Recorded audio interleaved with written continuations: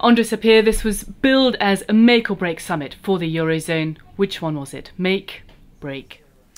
It was more make than break, definitely, but it was not the definitive comprehensive solution that we have been seeking for 1 year already.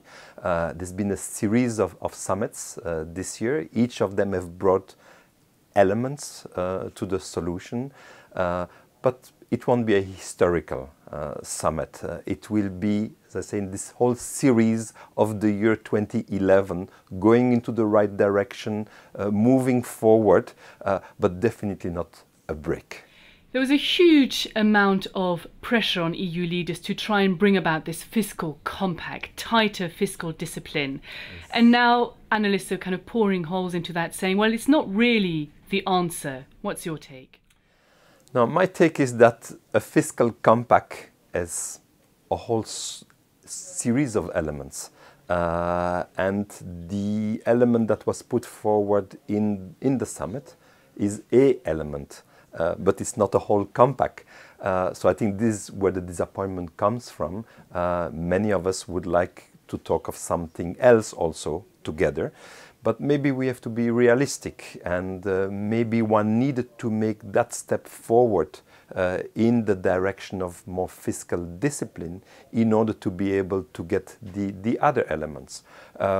So I prefer myself that we discuss, we put everything on the table, and we have a comprehensive agreement about what kind of fiscal union do we want for the future of economic and monetary union, and not just see this in the narrow prism of fiscal discipline, but perhaps, again, politically, this is the way to move forward. But let's take the two cases that have been of greatest concern to the markets, Greece and Italy. How are you going to expect those two countries to abide by those new very rigid rules, considering the huge debt levels they have now? Right.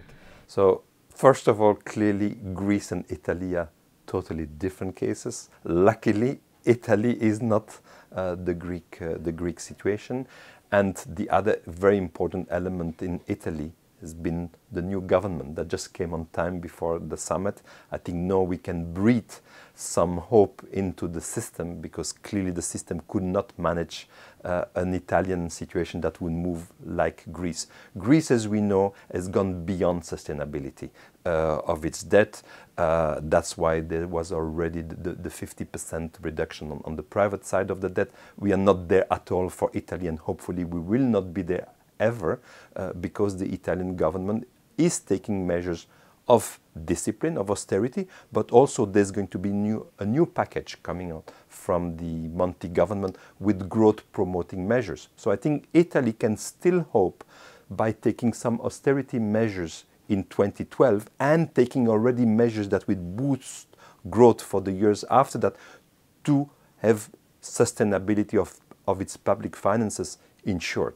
So I think the different elements, I think they can manage with Italy very well. There is the additional money coming from the ESM. There is the additional money coming from the IMF. So the resources are there to help Italy through potentially a difficult patch in 2012. Let's look at the firepower question, because that's another thing that the markets were looking for. They wanted guarantees that there was going to be lines of cash coming from institutions like the IMF, also the European Central Bank. Is the package that's now on the table enough? Yeah, the package is not bad. Is not bad at all. There can be some discussion whether you wanted it to do it through IMF money or increasing EFSF, ESM money. Why we need to go this European money that goes first to Washington and comes back to Europe, but money is money in the end. That's what is important. So the European Central Bank is putting a lot of money into the banking system, and that it did before the summit already. And now, indeed, there is the public money with the ESM and the IMF. So we are talking of serious money to deal with the potential situation of Italy and Spain in 2012. At the same time, both of those governments, Italy and Spain, they need to take the measures to boost growth also in the years ahead. We know those are countries that had difficulty with their growth model before the crisis, and they need to change their growth model, and changing the growth model will take time. So they have some breathing space.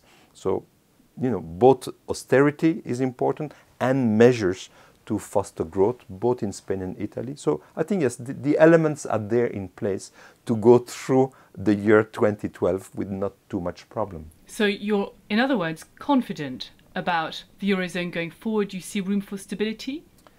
I see room for stability in 2012. I don't think we are out of the bigger picture difficulty. I think we still see that the construction of the Eurozone, the governance, is far from perfect. That's why there is no this discussion about fiscal union, fiscal compact, but only one step has been taken there, the fiscal discipline. There needs to be the other side, and the other side needs to, all those elements of solidarity, they need to be put into, I think, a better shape, and then one has to recognize all the discussion about the banking sector, supervision, to create a European deposit insurance system, all of those elements that have not yet been discussed seriously so far among the leaders. André Sapir, thank you very much. Thank you.